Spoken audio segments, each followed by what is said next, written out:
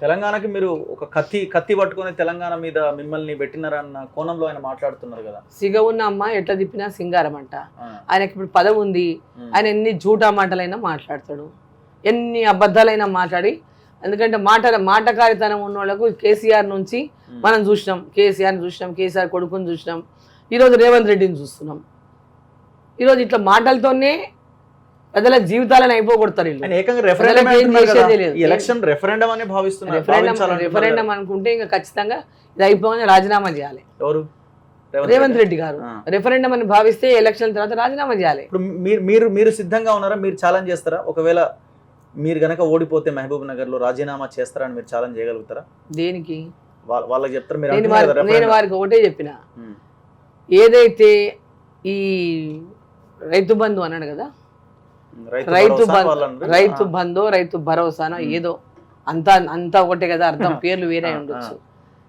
August 15 లోపల చేస్తా అన్నాడు, రుణమాఫీ చేస్తా అన్నాడు, రుణమాఫీ కూడా చేస్తా అన్నాడు, రైతు బంధు కూడా చేస్తా అన్నాడు.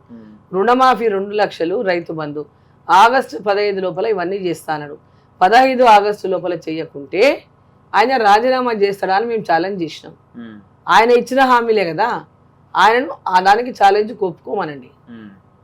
ఆ ఛాలెంజ్ ఒప్పుకోనండి. జిల్లాలో ఈరోజు డీకే అరుణమ్మ అన్ని రకాలుగా కూడా జిల్లా అభివృద్ధి కోసం కృషి చేసింది, పనిచేసింది, సాగునీటి ప్రాజెక్టుల కోసం పోరాటాలు చేసింది, నిరాహార దీక్షలు చేసింది, ప్రాణాలకు తెగించి పోరాటం చేసింది.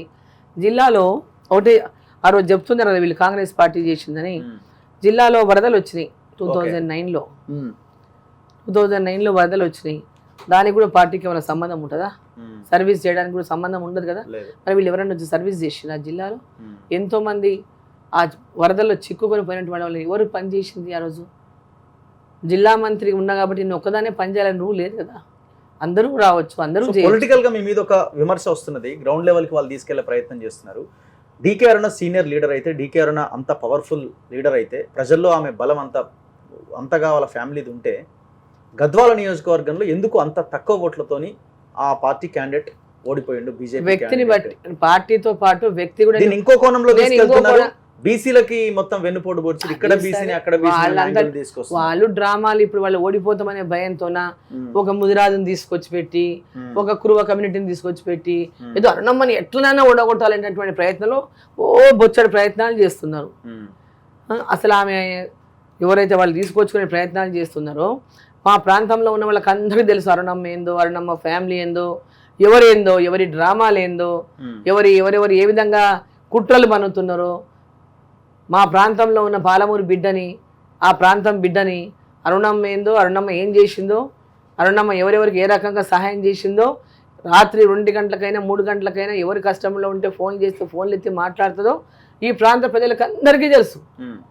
వీళ్ళు చెప్పాల్సిన అవసరం లేదు. మరి ఎందుకు మీరు ఆ రోజు ప్రచారం చేయలేదా? ఎందుకు అంత తక్కువ ఓట్లు వచ్చినాయి? విషయం అది కాదు. అక్కడ రాజకీయ పరంగా ఉన్నటువంటి ఆ రోజు ఉన్నటువంటి అంశాలలో నేను పార్లమెంటుకు పోటీ చేయదలుచుకున్నా. ఆ రోజు వాల్మీకి సమాజం అక్కడ పెద్ద ఎత్తున మా జిల్లాలో, మా కాన్స్టిట్యున్సీలో ఉన్నది. దాదాపు 60,000 ఓట్లకు పైగా వాల్మీకుల ఓట్లు ఉన్నాయి. సో నేను పోటీ చేయదలుచుకోలేదు కాబట్టి వాల్మీకులను పెడదామనేటటువంటి ఆలోచనతోన కాంగ్రెస్ పార్టీ వాళ్ళ కురువ వాళ్ళ ఓట్లు ఎక్కువనే, కురువళ్ళ బీసీ అనేటటువంటి అక్కడ లోకల్గా ఉన్న కురువళ్ళకి ఇవ్వచ్చు కదా మన టికెట్. ఇంపోర్ట్ చేసిండ్రు అక్కడ నుంచి, బయట నుంచి ఇంపోర్ట్ ఎందుకు చేసిండ్రు? అక్కడ లోకల్గా కురువాళ్ళు ఉన్నారు కదా. అక్కడ రంజిత్ అనేట ఆయన అబ్బాయి ఉండే, కురువ కమ్యూనిటీ ఎన్నో రోజులు మా మీద పోరాటం చేస్తూనే ఉన్నాడు. ఆ ప్రాంతంలో ఉన్నటువంటి సీడు పత్తి ఆర్గనైజర్ల పైన పోరాటం చేస్తున్నాడు. ప్రజల లోపల బాగా కింది దాకా అవేర్నెస్ తీసుకొచ్చిండు. మరి ఆయనకి ఇచ్చిండొచ్చు కదా. వీళ్ళు నిజంగా అంత ప్రేమ ఉంటే వీళ్ళు రెడ్లు తీసుకుపోయి నిలబెట్టి, రెడ్లు వాళ్ళ ఆధిపత్యం కోసం డీకే అరుణమ్మ దగ్గర ఉన్నప్పుడు ఏం చేసిండ్రు? ఆ తీసుకుపోయి నిలబెట్టిన రెడ్లు ఇక్కడ డీకే అరుణమ్మ దగ్గర మొత్తం మేం చెప్పిందే నడవాలి, డీకే అరుణమ్మ మేము చెప్పినట్లే వినాలి, డీకే అరుణమ్మ మేము చెప్పిన వాళ్ళకి అందరికి కూడా వాళ్ళు ఏం చెప్తే అది పాటించాలి అనే లక్ష్యంతోన వాళ్ళు ఎక్కడో ఉన్నోళ్ళు ఎక్కడి దాకానో పోయిండ్రు. అయిన తర్వాత నా నుంచి ఇక్కడ అరుణమ్మ దగ్గర 10 మందికి సమానమైనటువంటి ఇంపార్టెన్స్ ఇస్తుంది, మాకు ప్రత్యేకంగా దొరుకుతలేదని చెప్పేసి కృష్ణమోహన్ రెడ్డి దగ్గరకు పోయిండ్రు. ఆడపోయి ఆయనకు అప్పుడు పెద్ద కోట్ల రూపాయల డబ్బులు ఖర్చు పెట్టి గెలిపిస్తామని పోయిండ్రు. ఆడ గెలిపించలేకపోయిండ్రు, డీకే అరుణమ్మనే గెలిచింది అప్పుడు. ఆ తర్వాత కృష్ణమోహన్ రెడ్డి కూడా వీళ్ళని ఇంత లేడని చెప్పేసి ఆడ నుంచి ఇంకొక స్టెప్ ఈమె దగ్గరకు పోయిండ్రు. కృష్ణమోహన్ రెడ్డి దగ్గర కూడా మొత్తం దాన్ని మమ్మల్ని పక్కన పెట్టిండు. ఆయన అంటే మొత్తం వీళ్ళదే వినాలంటారు అన్నట్టు, మొత్తం వాళ్ళు చెప్పినట్టు నడవాలి. వీళ్ళు ఉన్నారు కొంత అన్నదమ్ములు ఇద్దరు, వాళ్ళ సీడ్ పైసలు బాగా సంపాదించారు మా ఏరియాలో. ఆ సీడ్ పైసలు నిలబడంతనే తెలిసిపోతుంది, నిలబడరు మళ్ళా. వాళ్ళ దగ్గర అంత డబ్బు ఉంది కదా. సరితమ్మని పెట్టిన వాళ్ళ వెనక రెడ్లే ఉన్నారు, 100% రెడ్లే. వాళ్ళే ఈమె డబ్బులు ఇచ్చి ఈమె టికెట్కి పైసలు ఇస్తా నాకు టికెట్ ఇప్పిమని అడిగిందని వాళ్ళే చెప్తారు. టికెట్కి ఈమె పైసలు ఇచ్చిందని కాంగ్రెస్ పార్టీకి, రేవంత్ రెడ్డి గారికి డబ్బు ఇచ్చిందని, వీళ్ళు భూమి రాయించుకొని టికెట్ ఇప్పించిందని, ఆ తర్వాత నిలబెట్టుకున్నారని. అంటే అదే రంజిత్ నిలబెట్టుంటే అప్పుడు నిజంగా వీళ్ళకి మీద బీసీల మీద ఎంత ప్రేమ ఉన్నా అర్థమయ్యేది. వీరబాబు అని వాల్మీకి ఉండే, ఆయన కాంగ్రెస్ పార్టీలనే ఉండే, మరి ఆయనకి ఎందుకు ఇవ్వలేదు? కాంగ్రెస్ పార్టీ ఎప్పటి నుంచో పనిచేసిండు, వాల్మీకి, వీరబాబు, బీసీ. మరి ఈమె బయట ఉన్నా, బయటికెళ్ళి వచ్చినామే, జిల్లా పరిషత్ చైర్మన్ ఆల్రెడీ టీఆర్ఎస్లో ఉంది ఆమె. టీఆర్ఎస్లో కూడా టీఆర్ఎస్ పార్టీకి వెళ్ళి డబ్బులు ఇచ్చే తెచ్చుకుంది ఆ పదవిని. మరి అవన్నీ ఉన్నప్పుడు వీళ్ళు బీసీ అనడానికి అర్హతనే లేదు వీళ్ళకి మాట్లాడాలి. ఏమంటున్నారంటే మీరు టోటల్ గా మీ అల్లుడి కోసం పనిచేస్తున్నారని. అదే అట్లే అంటారు. ఇంకో వైపున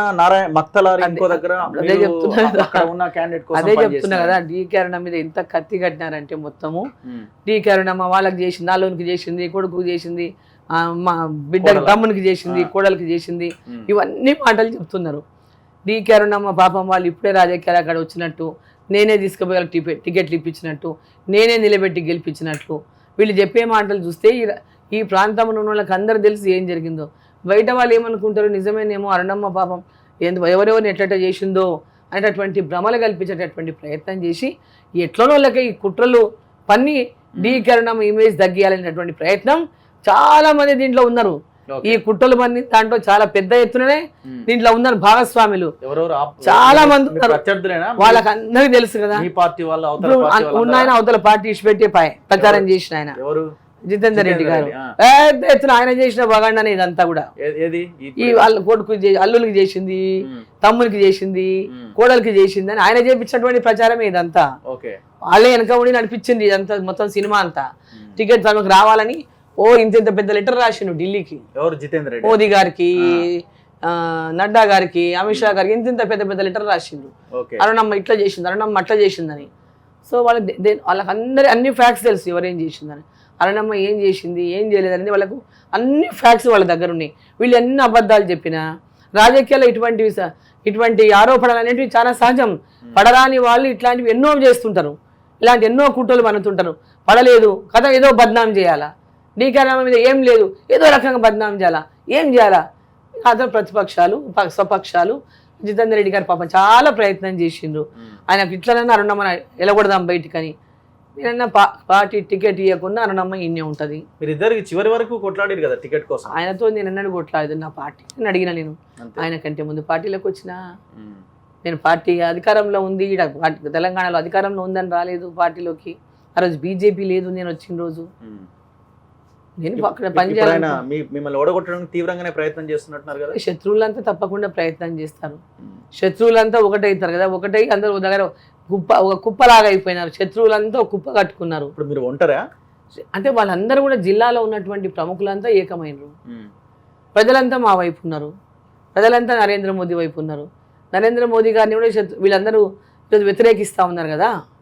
నరేంద్ర మోదీ గారు దేశంలో రావద్దని, రోజు మోదీ కాదు కేడీ అని రేవంత్ రెడ్డి గారు మాట్లాడుతున్నారు కదా. ఓసారి నన్ను కేడీ అంటాడు, ఓసారి మోదీని కేడీ అంటాడు. నోటికి వచ్చిన